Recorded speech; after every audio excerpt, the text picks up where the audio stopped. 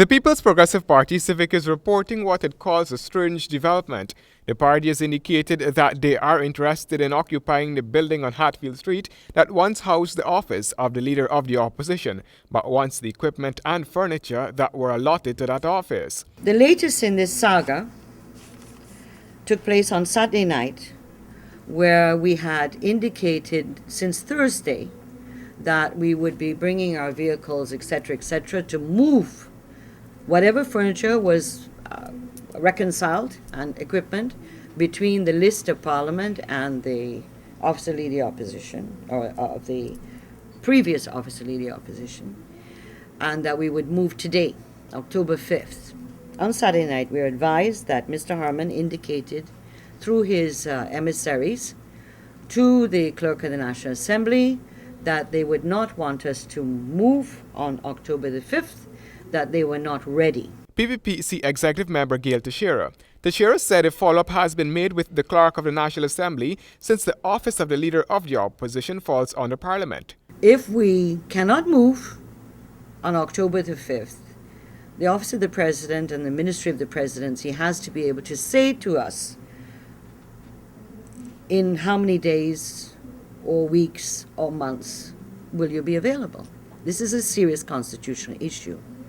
And therefore, we have our building, we're ready to move, but this is the latest issue, and this is why we say that there are threats to the parliamentary democracy. Mr. Chair said we prevented them.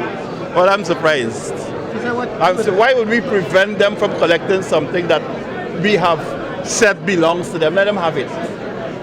They can have it now, they could have it last week. From the day we moved from that building when we came into office, they were entitled to it. But the PPP take their own time. They took months after the people of Guyana voted for them to be the opposition to actually take up that position. And then all of a sudden, the world must start moving at their pace. Different accounts of the assets in the office are circulating according to Teixeira. Physical inspection of the office, she added, failed to discover the whereabouts of listed assets, while available assets are not being made available, Teixeira complained. We have therefore decided that this matter will become an audit query, as well as we will be approaching this new entity that's called the State Assets Recovery Unit as to why what is reflected in the Parliament register as equipment, furniture bought for the Office of the Leader of Opposition are not in the old office, nor are they available to us when raised. One of these is, just to use an example, laptops, which they have refused to hand over and do not wish to hand over. They say the laptops have personal stuff on it. They're not available at Hatfield Street either. They have been distributed apparently across Guyana. Minister of State Joseph Harman suggested that there are better ways to deal with the concerns instead of the route the opposition is now taking. He said that the computers are ready to be handed over. Mr. Shearer has not contacted me, and neither has she, I believe, contacted the President on these matters.